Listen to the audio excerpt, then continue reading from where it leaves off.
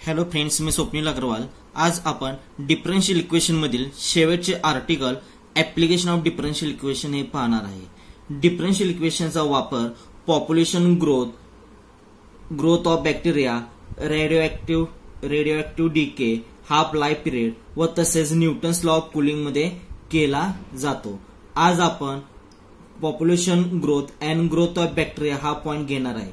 म्हणजेच population growth व growth of bacteria कसं फाइंड करायचं, त्यामध्ये आपण डिफरन्शियल इक्वेशन कसा वापर केला जातो हे एक्झाम्पलच्या सहाय्याने पाहणार आहोत। ओके, तर पाहूया आपण population growth and growth of bacteria. आपणास माहित आहे, it is non that a number of bacteria in a culture increases with time. जसं टाइम जाईल तसा बॅक्टेरिया काय होतो, इन्क्रीजेस होत, नंबर ऑफ बॅक्टेरिया इन्क्रीजेस होत जातो। It is mean that there is a growth in the number of bacteria. Okay, ठीक है। If the population P also increases at time T, then the rate of change of P is generally proportional to the population present at that time. आपणास माहित आहे की P आपण काय population आहे तो इन्क्रीजेस म्हणजे जसं वेळेवर तो काय होत असेल, इन्क्रीजेस होत असेल, तर त्याचा rate of change of P okay म्हणजे काय असतं ते dp upon dt is generally proportional कशाला असणार आहे, population present at that time. Okay, मग ते मॅथमॅटिकल कसं लिहू शकतो आपण, the rate of change of population with respect to T म्हणजे डीपी अपॉन डीटी प्रोपोर्शनल कशाला आहे, population present at that time. Okay, ठीक आहे। मग therefore dp upon dt equal to कसं लिहू शकतो आपण, kP, where K is constant of proportional असणार आहे। ओके, ठीक आहे। Therefore dp upon P divide होणार आहे dp upon P equal to काय असणार आहे, के डीटी असणार आहे। ओके, व्हेरिएबल सेपरेबल झालेलं आहे आपलं। ओके, मग आपण काय घेणार इथं, इंटिग्रेशन घेणार आहोत। Okay, integrating we get integration of dp upon P equal to integration of K dt plus C1। Okay, मग ठीक आहे। मग देअरफॉर 1 अपॉन पी चं integration with respect to P काय असणार, log P equal to K constant साइडला dt चं integration with respect to T काय असणार आहे, टी प्लस C1 आहे तसं। ओके, मग मला हे लॉग नको आहे, मग लॉग नको असेल तर कसं लिहिणार आहे, e raise to p equal to, okay मला हे लॉग नको आहे म्हणजे p equal to e raise to Katy plus C1।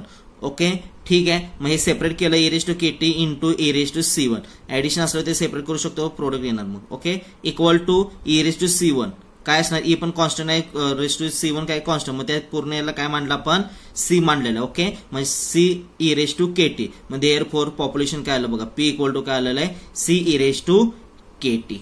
Okay, हे इक्वेशन आपणास प्रत्येक एक्झाम्पल मध्ये लागणार आहे, पॉप्युलेशन ग्रोथ साठी किंवा पॉप्युलेशन ऑफ बॅक्टेरिया साठी सेमच लागणार आहे। फक्त बॅक्टेरियासाठी काय आपण वेगळं काहीतरी मानेन, इथं पॉप्युलेशन आहे त्यामुळे इथं पी मांडलेलं आहे। समजा बॅक्टेरिया विचारलं तर एक्स वगैरे काहीतरी मानू, म्हणजे पी जागी फक्त काय येणार आहे, एक्स येणार आहे, बाकी काही चेंज होणार नाही। त्याचाच वापर करून आपल्याला एक्झाम्पल सॉल्व्ह करायचे आहेत। ओके, तर पाहूया आपण फर्स्ट एक्झाम्पल काय आहेत ते।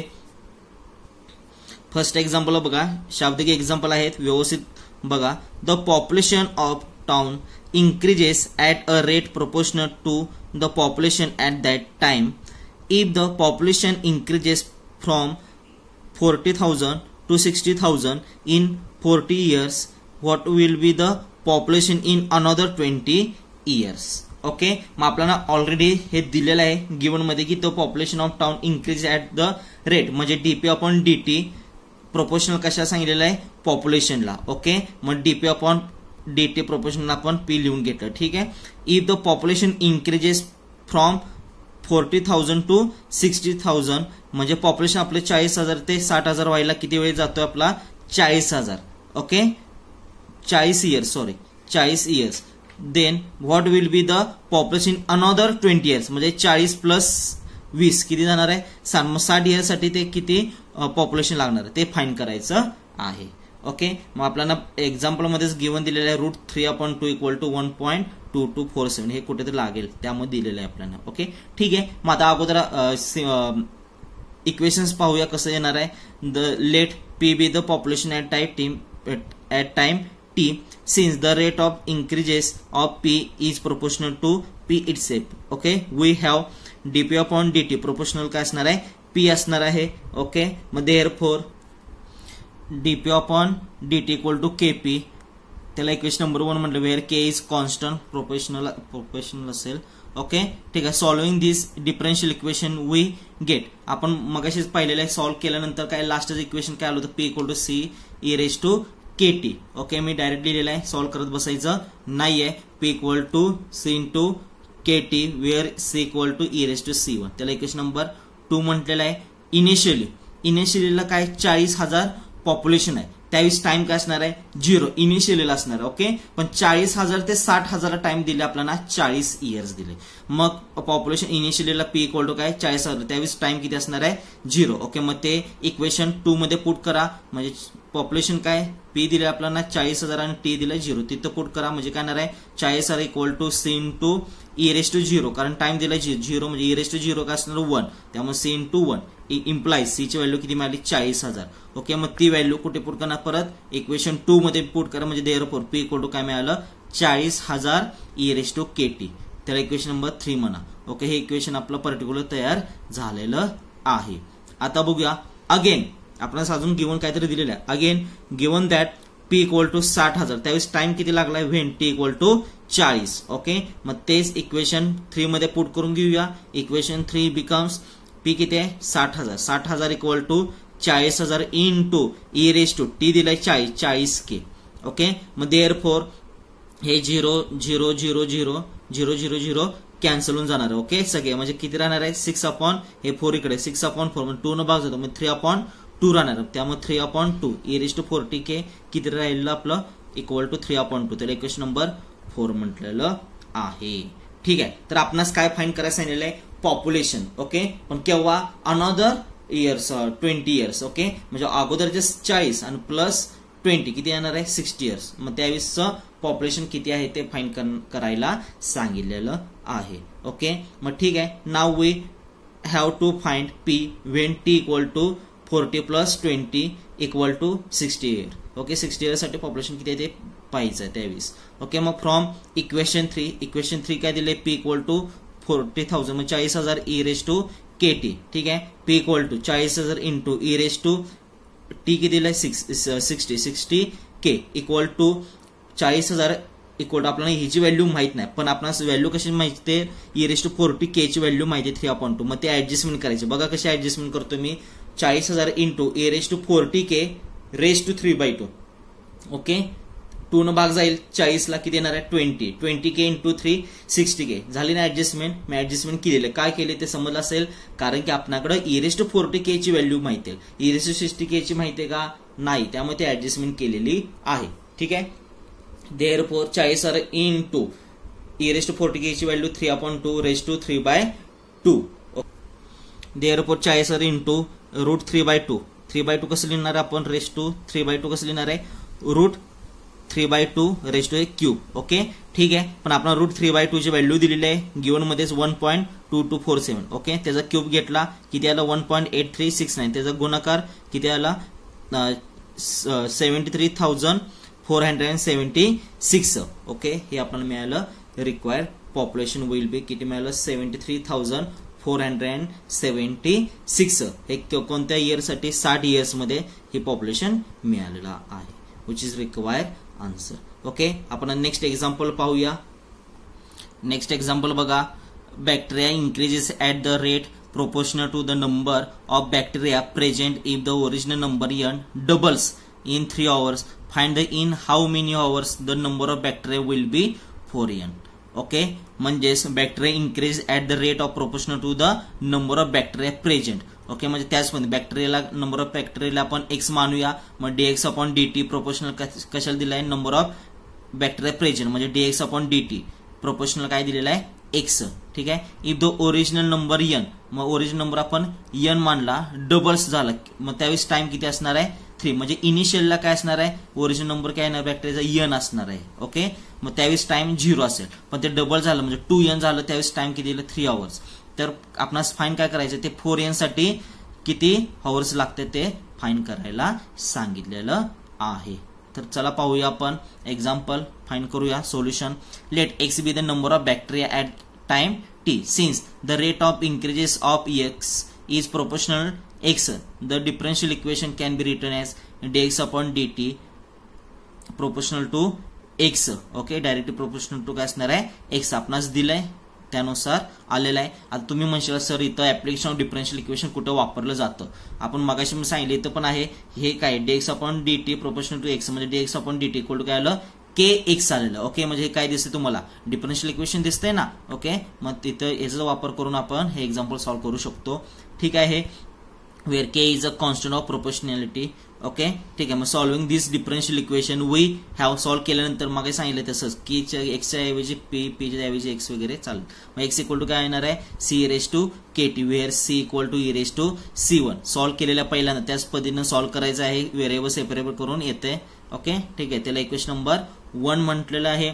गिवन दॅट बघा पहिल्यांदा काय दिलंय if the original number n म्हणजेच बॅक्टेरिया नंबर ऑफ बॅक्टेरिया काय दिलाय original x equal to n त्यावेळेस टाइम काय असणार इनिशियलला 0. Okay, given that x equal to n when t equal to 0 from equation 1. Equation 1 मध्ये पुट करून घ्या. वी गेट x म्हणजे n equal to c into e raise to 0. e raise to 0 काय असणार आहे 1 असणार आहे म्हणजे n इक्वल टू c म्हणजे c ची व्हॅल्यू किती मिळाली n मिळाली. ती इक्वेशन 1 मध्ये पुट करून घ्या. म्हणजे x equal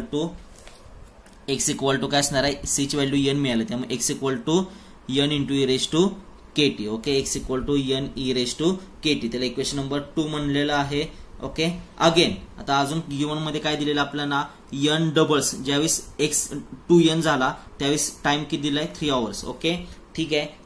again given that x equal to 2n when t equal to 3. मग इक्वेशन 2 मध्ये पुट करून घेऊया. Okay, x 2n equal to n e raise to 3k time दिलाय 3k. ओके, ठीक आहे. हे n आणि हे n काय होणार आहे कॅन्सल म्हणजे काय राहील 2. ओके, म्हणजे e रेस टू 3k मिळालं आपल्याला 2 मिळालेलं आहे त्याला इक्वेशन नंबर 3 मिळाले. ओके, तर आपणास आता काय विचारलेलं आहे की find how many hours the number of bacteria will be 4n. Okay, number of bacteria म्हणजे x इक्वल टू 4n होण्यासाठी टाइम किती लागतोय ते फाइंड करायचं आहे. तर बघूया काय असणार आहे. Now we have to find t when x equal to 4n. Okay, from equation 2 we have 4n equation 2 मध्ये पुट करून घ्या. x किती दिला 4n equal to n into e raise to Katy. Okay, n cancel म्हणजे 4 equal to e raise to k t. मग काय असणार आहे ई रेस टू केटीची व्हॅल्यू आपल्याला माहिती आहे का नाही पण आपल्याला व्हॅल्यू कशी माहिती आहे ई रेस टू 3k ची. ओके, ठीक आहे. मग मी ऍडजस्टमेंट कशी करतोय ते बघा 4 equal to e raise to 3k raise to t upon 3. Okay, हे 3 कॅन्सल काय राहणार k इंटू टी म्हणजे केटी. ओके, म्हणजे तेच येणार आहे पण मी ऍडजस्टमेंट केले कारण आपल्याला याची व्हॅल्यू माहित नाही पण ई रेस टू 3k ची व्हॅल्यू आपणास माहित आहे. काय आहे 2 ते तिथे पुट करून घेऊया. देअरफॉर काय असेल 2 raise to 2 equal 2 raise to t upon 3. Equality use केल्यानंतर बेस सेम पॉवरची काही मध्ये इक्वलिटी असल्यामुळे काय असणार आहे 2 इक्वल टू काय असणार आहे t अपॉन 3. तर कसं गुणाकार करा म्हणजे काय t इक्वल टू काय असणार 2 इंटू 3 किती आलं 6. टाइम किती लागला 6 hours. Okay, the number of bacteria will be 4n in 6 hours. Okay, ठीक आहे. मग आपण नेक्स्ट एक्झाम्पल पाहूया. If the population of a country doubles in 60 years in how many years will it be triple किंवा treble म्हणू शकतो under the assumption that the rate of increases is proportional to the number of inhabitants. Okay, तर ठीक आहे. तर आपण पाहूया.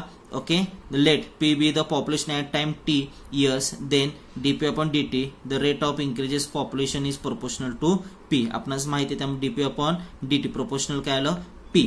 बघा इथं सॉल्व्ह करून घेऊ आपण. मग dp upon dt इक्वल काय असणार आहे kp असणार. Okay, constant proportionality. ठीक आहे. मग p इकडे आलं dp upon p equal to k dt. Integration घेऊया व्हेरिएबल सेपरेट झालं इंटिग्रेशन घेतलं वी गेट काय असणार integration of dp upon p equal to integration of k dt. Okay, 1 upon p चं integration with respect to p काय असणार log p equal to k constant integration बाहेर t येणार म्हणजे k t plus c. Okay, initially that when t equal to 0 त्यावेळेस बघा इथं काय दिलेलं आपल्याला की if the population of country doubles in 60 years in how many years double under.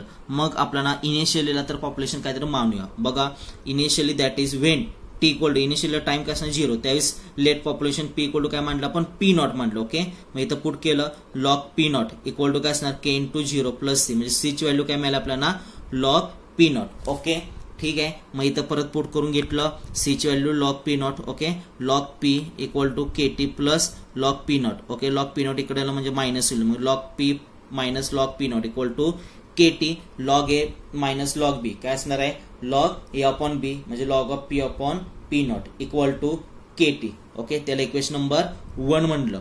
पण आपणास काय दिलंय की since the population doubles in 60 years. Okay, आपणास बघा if the population country doubles in 60 years म्हणजे डबल्स म्हणजे काय असणार आहे, पॉप्युलेशन समजा पी इक्वल टू ओरिजिनल पेक्षा पॉप्युलेशन डबल होणार म्हणजे 2p नॉट, त्यावेळेस टाइम किती आहे 60 इयर्स. ओके, मग ठीक आहे पाहूया आपण. That is when t equal to 60 आणि p equal to 2p not. Okay, equation 1 becomes, equation 1 मध्ये ते व्हॅल्यूज पुट करून घेऊया. व्हॅल्यू पुट केली म्हणजे log of 2p not upon p not equal to 60 k. Okay, p not cancel म्हणजे log 2 equal to काय 60 k म्हणजे k ची व्हॅल्यू किती मिळाली तुम्हाला 60 कडे गेलं म्हणजे डिवाइड होईल म्हणजे 1/60 लॉग 2. म्हणजे k ची व्हॅल्यू इक्वेशन 1 मध्ये पुट करून घेऊया म्हणजे log p upon p not equal to t into काय असणार आहे k ची व्हॅल्यू kt आहे ना, मग k इंटू t म्हणजे इथं मल्टिप्लाय होऊन जाईल म्हणजे t upon 60 into log 2. Okay, Wien population becomes triple, आपल्याला पॉप्युलेशन ट्रिपल असेल त्यावेळेस टाइम फाइंड करायचा आहे. ओके, ठीक आहे. मग वेन पॉप्युलेशन बिकम ट्रिपल म्हणजे ट्रिपल असेल when p equal to 3p not we get. Okay, मग पुट करून घेऊया log 3p not upon p not equal to t upon 60 तर पुट केले व्हॅल्यूज. Okay, into log 2. ठीक आहे, मग p नॉट कॅन्सल मग लॉग 3 इक्वल टू काय असणार t upon 60 into log 2. Okay, मग काय केलं आपण 60 इकडे घेतलं लॉग 2 पण तिकडे घेतलं म्हणजे 60 मल्टिप्लाय होईल आणि लॉग 2 डिवाइड होईल म्हणजे t equal to 60 into log 3 upon log 2. Okay, मग therefore t equal to 60 into आपल्याला लॉग 3 ची गिवन मध्ये व्हॅल्यू दिली आणि लॉग 2 ची पण व्हॅल्यू दिलेली आहे ती पुट केली 1.0986 अपॉन 0.6912.